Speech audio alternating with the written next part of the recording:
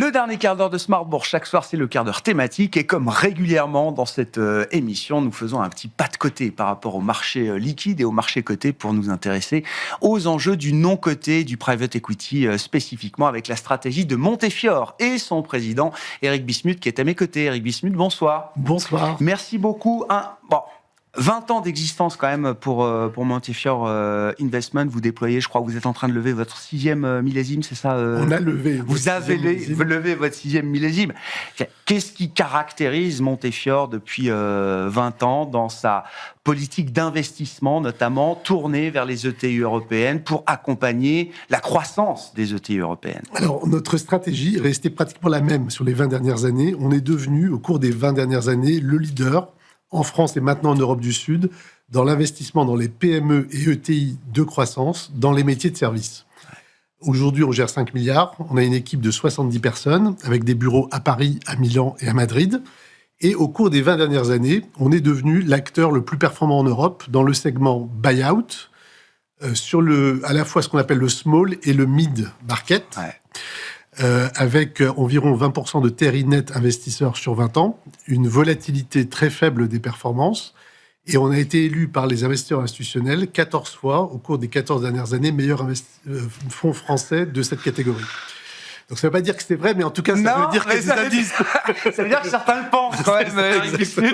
C'est quoi la secret sauce? C'est quoi? Déjà, cette régularité, encore une fois, c'est des métiers où on peut réaliser une année exceptionnelle suivie de très mauvaises années. Cette régularité, déjà, je trouve que c'est impressionnant. 20 ans d'existence, c'est aussi impressionnant. C'est quoi la secret sauce? Vous avez dit 70 équipes. Tout commence par le terrain, être proche du terrain, comment on accompagne ces entreprises et qu'est-ce qu'on leur apporte en plus des capitaux que vous leur apportez, Eric. Et bien, comme vous le dites justement, il ne s'agit pas de réussir une fois, il s'agit de répliquer la performance sur la durée. Et ça passe fondamentalement par la construction d'avantages concurrentiels structurels. Mmh. Et ça c'était notre obsession depuis le premier jour. Et c'est quoi ces avantages concurrentiels structurels? Ce n'est pas tellement à l'achat ou à la sortie. Pour nous, c'est entre les deux. Ouais. Entre les deux, on a en fait une connaissance sectorielle d'un métier dans lequel on a choisi d'investir et on a creusé ce sillon-là depuis 20 ans. Et on a un savoir-faire d'accompagnement et d'accélération de la croissance rentable des entreprises. Dans une économie française, européenne qui croît à 1,5-2% par an, nos entreprises à l'entrée sont des entreprises surperformantes. Elles croissent à 8% par an et elles ont une marge élevée. Et en fait, on va activer un ensemble de leviers qui sont spécifiques entreprise par entreprise, mais qu'on maîtrise très très bien et qui nous ont permis, au cours des 20 dernières années, de faire qu'en moyenne, ces entreprises délivrent plus de 20% de croissance, du chiffre d'affaires et des résultats par an. Ouais. Et en fait, en Europe, il y a très très très très peu de gens qui peuvent faire ça. Et pour ça, il faut être majoritaire? Pour faire ça, il faut être soit majoritaire, soit être un gros minoritaire très influent. Dans les deux cas, en fait, on s'associe avec des gens forts, parce qu'on ne fait pas ça avec des managements qui ne sont pas assez forts, qui ne sont pas parfaitement alignés, ouais. Et on les respecte énormément. Et donc, c'est un travail vraiment main dans la main avec eux. L'autre élément qui est essentiel, c'est d'avoir des équipes qui soient suffisamment larges, parce qu'en fait, ça prend du temps de faire ça. Ouais. Et donc, on a des équipes qui sont plutôt plus importantes que les autres, et avec un taux de turnover des équipes qui est quasiment nul. Parce que ce savoir-faire-là, en fait, ça met du temps à acquérir. Et ensuite, on a, en fait, les gens se développent au sein de Montefiore et ça permet de contribuer à la régularité des performances. En 20 ans, vous avez vu le rapport changer entre les managements que vous accompagnez et la société de private equity que vous êtes. Eric, moi, j'ai connu la période où quand des entreprises voyaient des fonds de private equity arriver ou commencer à toquer à leur porte, c'était généralement un mouvement de réticence qui l'emportait. Les choses ont changé de ce point de vue-là? Complètement. Aujourd'hui, sur le marché français, le private equity est très bien compris par les entrepreneurs. Les entrepreneurs anticipent les problématiques de succession. Ouais. Là où, avant, en fait, les gens attendaient 65 ans et se disaient « Est-ce que je vends à un industriel ou est-ce que je trouve quelqu'un qui veut participer à la reprise de ma société ?» Aujourd'hui, c'est des choses qui sont largement anticipées. Les patrons et les entrepreneurs réfléchissent à 45-50 ans à faire un premier tour, puis un deuxième, puis éventuellement un troisième. Et ça, je crois que c'est très sain, c'est très positif. La relation est très apaisée et constructive avec les entrepreneurs. Et donc, je pense qu'on a une situation, enfin, on a un terreau du private equity qui est d'abord sain en France, qui est plutôt vertueux, et on a vu des excès dans des pays anglo-saxons notamment qu'on voit beaucoup moins en France, même s'il peut y avoir toujours des exceptions dans tous les métiers.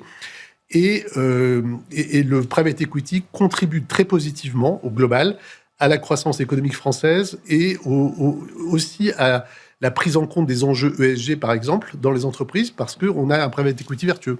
Il y a une bataille autour des levées de fonds aujourd'hui. Eric Bismuth, vous n'êtes pas sans le savoir, donc c'est le chiffre. Alors, c'est une étude de Bain Capital, je crois, qui rapporte que pour $3 demandés par les GPs aujourd'hui, les gestionnaires de fonds, les LPs, les investisseurs partenaires, ne sont prêts à en offrir qu'un. Il n'y en aura pas pour tout le monde. C'est quoi les clés de la réussite d'une levée de fonds aujourd'hui dans cette industrie? Alors d'abord, vous avez tout à fait raison, ce chiffre est statistiquement juste. Deuxièmement, qu'est-ce qui explique ça? C'est pas parce que les investisseurs veulent moins mettre dans le private equity, pas du tout. L'attractivité du private equity est toujours la même auprès des investisseurs. Ce qui a déclenché ça, c'est à partir de fin de 2022, début 2023, la hausse des taux, qui a fait baisser la valeur des portefeuilles obligataires des investisseurs. Et donc, c'est ce qu'on appelle l'effet dénominateur. Le private equity qui marchait bien s'est retrouvé avec un poids surpondéré dans leurs allocations. Et donc, on ne peut pas en remettre plus, quoi. Voilà, exactement. Donc, il a fallu rééquilibrer ça.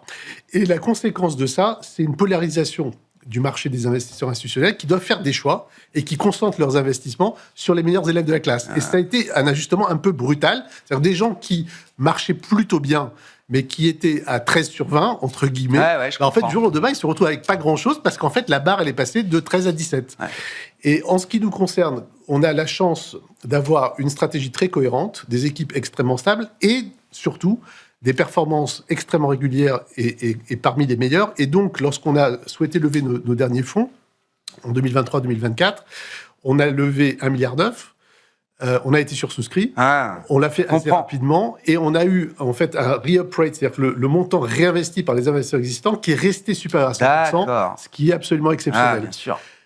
Pour beaucoup d'autres, c'est plus difficile. Et donc, il y a des levées de fonds qui sont décalées, etc.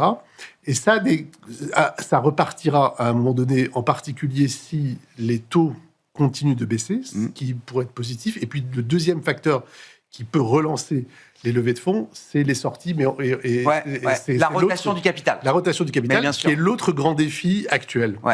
Il y en aura, quand je disais il n'y en aura pas pour tout le monde, une autre étude montre que d'ici 2030, peut-être 20% des gestionnaires d'actifs de fonds de private equity auront disparu. Il y a 19 000 fonds de private equity aux États-Unis pour 14 000 McDo. C'est un chiffre qui est mis en avant par les équipes de CACER sous forme anecdotique. Mais oui, il va y avoir une consolidation, une rationalisation de cette industrie aujourd'hui. Oui, mais 20% des acteurs qui disparaissent en 5 ou 10 ans, c'est pas non plus quelque chose d'extraordinaire. Non. Ce qui est intéressant... Je dis pas que c'est une hécatombe. Voilà. Et ce qui est intéressant, c'est de se demander, en fait, pourquoi certains acteurs, et notamment les plus gros américains, parlent de ça. Parce que tout ça n'est pas forcément complètement innocent. Après la grande crise financière, les grands acteurs américains ont passé le message à travers les médias, etc., que les investisseurs institutionnels allaient concentrer leur argent vers les grands fonds. Et en fait... c'est ce qui s'est passé, mais par une espèce de force d'influence. Un mimétisme, c'est ça. Une espèce de mimétisme, parce que c'était lu dans les journaux, etc. Et parce qu'il y a parce qu'il y a eu une pression sur, en fait, en disant, vous dépensez trop de fees en private equity, et donc, si vous mettez 1 milliard chez moi, je vous fais un prix, et donc, vous allez baisser vos fees. Aujourd'hui, 15 ans après, en fait, ces grands institutionnels ont fait leur bilan et ils sont aperçus en fait, que leurs performances sont inférieures à la performance du marché. Et donc, ils sont en train de faire marche arrière toutes et ils sont aperçus qu'ils se sont fait un peu manipuler. Aujourd'hui, ce sont les fonds compris entre 1 milliard et 5 milliards qui attirent le plus de capital, comme Montefiore et de quelques autres. Des gens qui apportent une vraie valeur ajoutée très différenciée et de la performance. Et je pense qu'on arrive un peu avec le même type de phénomène parce que avec ce message sur la consolidation, la disparition, etc., les gros vont accélérer le fait que les institutionnels vont dire, avant de mettre de l'argent dans ce petit fonds, qu'est-ce que ça va devenir? Est-ce que dans ce mouvement de consolidation, il va disparaître? Alors, moi, je le dis de manière assez désintéressés parce qu'on peut aussi profiter de ce phénomène-là, parce qu'il y a beaucoup d'investisseurs qui ont réduit leur portefeuille et on en a bénéficié aussi. Ouais. Mais en tout cas, je pense que c'est important d'être lucide sur ce qui se passe. Et sur le fait qu'effectivement, ces messages venus du monde anglo-saxon ne sont pas toujours innocents. Ouais. C'est bien de le rappeler, Eric. Sur la question des sorties, comment on répond aux besoins, effectivement, de sortir des entreprises en portefeuille avec l'objectif de retourner du cash aux investisseurs de la première heure? Alors, je pense que c'est bien de se demander qu'est-ce qui fait que c'est difficile d'avoir des sorties. Un, c'est un phénomène d'abord d'ajustement progressif des prix de marché, et ça prend un petit peu de temps. La deuxième chose, c'est qu'il y avait un certain nombre d'acteurs qui avaient des valeurs dans leur book, comme on dit, qui étaient un peu costauds, et qui, en fait... Ce travail-là, il n'est pas fini. Il n'est pas forcément fini, et en particulier chez les gens qui, justement, ont du mal à lever des fonds et qui se disent, si j'ajuste... J'aurai encore moins de chances de lever des fonds. J'aurai encore moins de chances. Et le troisième élément, c'est sur les sociétés sur lesquelles les fonds n'ont pas fait un certain niveau de performance. Là aussi, si les gens en fait partent en levée de fonds, ils se disent, en fait, il faut peut-être que j'attende un peu pour faire ça. Donc c'est l'ensemble de ces phénomènes-là. On voit donc que la problématique des levées de fonds et des sorties sont en fait extrêmement liées. Bien sûr, complètement. En ce qui nous concerne, on a, je pense, l'avantage sur ce plan-là d'avoir un portefeuille de sociétés de grande qualité, qui, en fait, en historique, ont connu aussi de la surperformance chez les autres lorsqu'on les a vendus. Deuxièmement, on a des valorisations qui sont historiquement très prudentes, avec presque 30% d'écart entre la valeur des books et la valeur réelle. Ce 30%, aujourd'hui, il est plus faible, mais en fait, cette marge de sécurité nous permet en fait, de s'ajuster naturellement à la réalité du marché. Et enfin, on a une capacité à attirer aussi des acheteurs industriels qui jouent un rôle important dans nos sorties.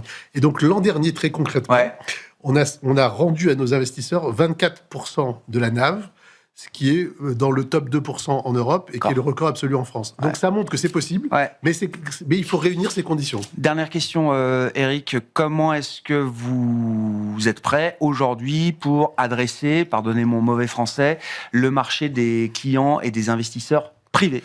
Alors, c'est une très bonne question. Jusqu'à présent, en fait, on a 85% de nos fonds qui sont apportés par des institutionnels qui viennent du monde entier. On a une clientèle privée historique parce qu'on est un fonds entrepreneur qui travaille avec des entrepreneurs et qui a cet ADN entrepreneur.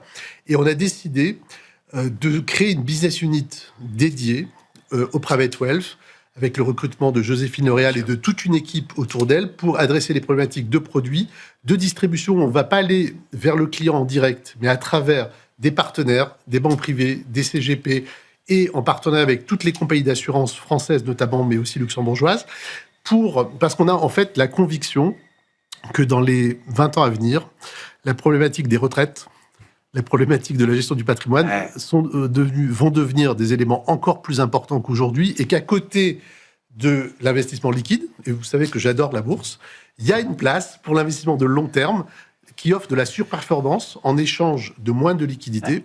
Et l'horizon de la retraite est un levier très puissant pour ça, par exemple. Exactement. Et donc, on est en train de préparer le lancement d'un produit evergreen. On va aussi avoir des feeders pour nos fonds de private equity et on va adresser les différents segments du private wealth. Merci beaucoup, Eric. Merci d'être venu nous voir pour évoquer dans Smart Bourse cette industrie du private equity. Vous en êtes évidemment un des fers de lance en France, le président de Montefiore Investment qui était avec nous dans ce dernier quart d'heure de Smart Bourse.